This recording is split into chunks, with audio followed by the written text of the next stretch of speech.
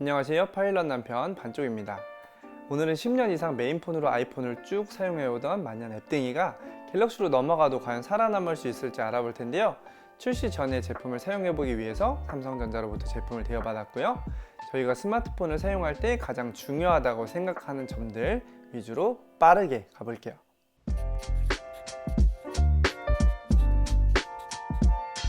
오늘은 이번에 새롭게 출시된 갤럭시 S23 기본 모델을 가지고 왔어요. 만년 앱등이지만 항상 삼성 신제품의 출시를 보면서 뭔가 입맛을 다시는, 특히 Z 플립 제품을 대여해 봤을 때는 디자인적으로 너무 마음에 들고 플립 형태의 촬영, 일명 백종원 카메라라고 하죠. 이때 현타가 아주 시기에 와서 유혹을 크게 받았었고요. 이번 S23 출시 행사 때 직접 핸즈온 해보고 제품을 대여받아서 실사용을 해보면서 정말 가벼운 무게와 삼성페이라는 엄청난 편의성에 다시금 현타를 느끼고 있는데요. 아이폰도 항상 프로만 사용하는 저희가 왜 하필 S23, 23 플러스, 23 울트라 이 세 가지 라인업 중에서 스펙이 가장 낮은 기본 모델을 선택했는지 의아하실 거예요.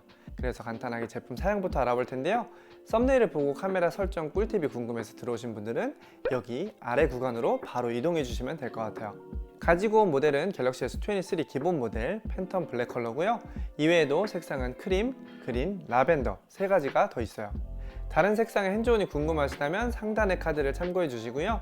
크기는 가로 70.9mm, 세로 146.3mm, 두께는 7.6mm로 가장 작고 무게 역시 직접 재봤을 때 169g으로 가장 가벼운 모델입니다. 칩셋은 퀄컴 스냅드래곤 8 2세대, 디스플레이는 최대 밝기 1750니트, 120Hz 주사율로 모든 모델이 동일하고요. 플러스 모델과 동일한 스펙을 살펴보면 램은 8GB, 용량은 256GB, 512GB로 구성이 되어 있고 카메라 성능은 셀피와 초광각이 12MP, 광각이 50MP, 망원이 10MP, 옵티컬 줌 3배, 디지털 줌 30배까지 촬영이 가능합니다. 유일하게 기본 모델에서 끝나누기가 되어 있는 부분이 바로 배터리인데요. 용량은 3900mAh, 충전 속도는 25W로 타 모델 대비 다소 느리지만 아이폰을 꾸준히 사용한 유저로서 C타입 충전과 이 정도 배터리 용량, 충전 속도면 전혀 불만 없이 사용할 수 있는 수준입니다. 이렇게 기본 모델임에도 불구하고 끝나누기가 거의 없다는 게 삼성 제품의 장점인 것 같아요. 물론 울트라 모델이 기본적인 램이나 용량, 배터리 성능도 더 뛰어나지만 실제로 핸즈온 해봤을 때 다소 크고 무겁다는 느낌을 받았고요. 갤택과 노트북을 모두 사용하는 헤비 유저로서 성능과 무게 중에 어떤 걸 가져갈까 고민해봤을 때 크게 울트라 모델에서 메리트를 느끼지는 못했어요. 또한 2억 화소 카메라 탑재라는 어마어마한 스펙 차이가 있긴 한데요. 물론 평소에 촬영을 하실 때 줌 기능을 자주 사용하신다거나 어두운 환경에서도 고품질의 사진을 원하시는 분들은 울트라 모델이 추천이 될 거예요. 하지만 주로 밝은 주간에 촬영을 하고 가벼운 브이로그 클립을 위해서 스마트폰 촬영을 하는 저희로서는 이런 급 차이가 그렇게 크게 와닿지는 않은 것 같아요. 이제 본론으로 들어가서 아이폰 유저가 갤럭시로 넘어갈 때 가장 주저하게 되는 부분이 익숙하지 않은 카메라 사용일 텐데요. 갤럭시를 처음 사용하더라도 아니면 내가 정말 뛰어난 사진 똥손이라도 늘 사용하던 것처럼 편안하게 촬영할 수 있는 유용한 팁 5가지를 소개해 드릴게요. 첫 번째는 카메라를 촬영하는 구도예요. 이건 스마트폰 카메라의 원리를 이해하시면 좀 편한데요. 일반적으로 사용하는 광각 카메라는 24mm, 우리 눈으로 보는 건 50mm 정도예요. 따라서 기본 카메라로 찍으면 당연히 외곽을 기준으로 왜곡이 생길 수밖에 없어요.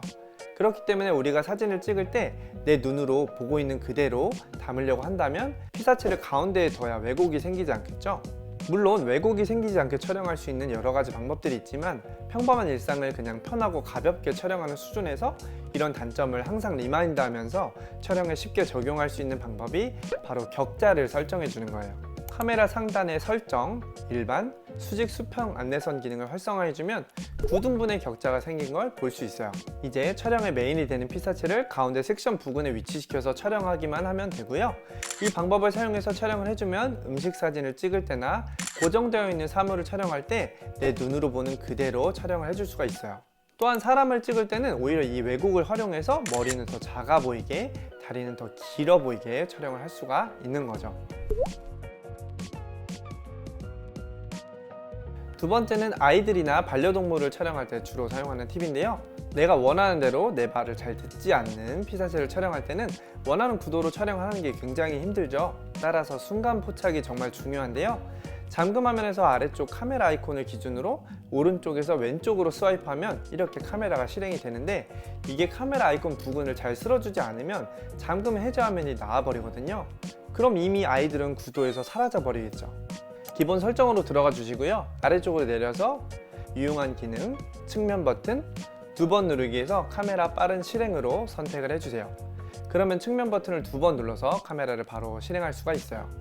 또한 피사체가 앵글에서 끊임없이 탈출을 시도하기 때문에 연사나 동영상을 촬영해서 원하는 프레임을 골라내는 방법이 추천이 되는데요. 우선 연사 기능부터 알아볼게요. 카메라 설정, 사진 탭에서 촬영 버튼 밀기, 고속 연속 촬영으로 설정이 되어 있는지 확인해 주세요. 이 기능은 프리셋이라서 대부분 이대로 설정이 되어 있을 건데요. 아래 GIF 만들기를 사용해주면 귀여운 느낌의 움짤을 만들기에는 좋지만 내가 원하는 프레임을 쪼개서 볼 수가 없기 때문에 필요할 때만 설정을 하시는 걸 추천드리고요. 이렇게 카메라 화면에서 촬영 버튼을 잡고 아래쪽으로 내려주면 연사가 촬영이 되는데요. 연사율이 굉장히 빨라서 잠깐만 잡고 있어도 정말 많은 사진이 쌓이거든요. 처음에 이 기능을 사용할 때는 찍으면서도 동시에 이거 언제 다 지우지 걱정이 앞섰는데요. 갤러리에는 하나의 묶음으로 저장이 되기 때문에 나중에 필요 없는 사진들을 정리할 때도 정말 편했어요. 이렇게 묶음으로 들어가서 잘 나온 사진을 고르기만 하면 돼요. 두 번째는 영상을 촬영하는 거예요. 영상은 그 자체로도 사용이 가능하고 원하는 부분을 캡처해서 사진으로 만들기도 쉽기 때문에 저는 영상 촬영을 가장 많이 활용하고 있고요. 촬영한 동영상을 갤러리에서 실행해주고 하단의 영상 파일 부분을 꾹 눌러주면 이렇게 프레임이 펼쳐져요. 여기에서 원하는 프레임을 찾고 좌측 부분에 캡처 아이콘을 눌러주면 아주 간단하게 사진 파일을 만들어 줄 수가 있죠.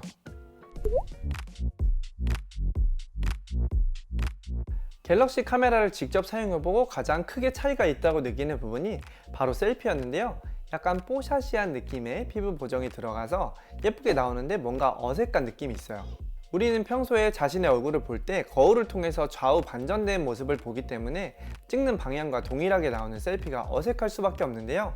이 상태에서 좌우 반전을 해주면 내가 잘 알고 있는 내 얼굴을 그대로 촬영할 수가 있어요. 카메라 설정, 셀피란에서 보이는 대로 셀피 저장을 활성화해주면 내 눈에 익숙한 자연스러운 셀카를 찍을 수 있죠. 이렇게 셀피를 계속 찍다 보면 이게 내 원래 얼굴이고 거울에서 보는 무보정 얼굴은 내가 아니라고 느껴질 정도예요. 또한 삼성 제품을 사용해보면서 특히 흥미로웠던 부분은 넘사급의 배율 조정이었어요.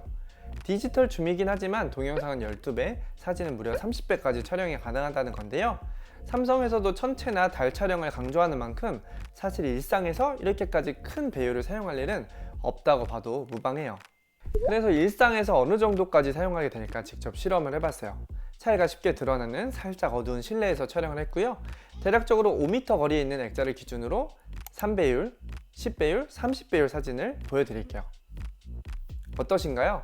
광량이 충분한 곳에서는 3배에서 5배율까지는 선명하게 나오는 편이었는데요. 빛이 부족한 저조도 환경에서는 확실히 5배율부터 디테일이 떨어지기 시작하는 걸 볼 수 있었어요. 이번에는 원거리에서도 실험을 해봤는데요. 이렇게 10배 이상을 활용해서 멀리 있는 간판이나 현수막 같이 뭔가를 식별하는 용도로는 촬영이 가능하겠지만 사진으로 활용하기에는 어렵다는 걸 알 수 있었어요. 2억 화소를 탑재한 울트라 모델이 확실히 이런 부분에서는 강점이 있을 것으로 보여지고요. 울트라 모델도 다음에 기회가 된다면 추가로 테스트를 해보고 또 소개를 해드릴게요. 빛이 충분한 야외 환경이나 밝은 실내에서는 선명한 색감과 화질을 잘 보여주고요. 특히 인물 사진 모드가 보케를 정말 많이 잘 날려주고 예쁘게 잘 나오더라고요. 하지만 센서가 작은 스마트폰 카메라의 특성상 저조도 동영상 촬영에 있어서는 조금 부족한 면을 볼 수 있었는데요.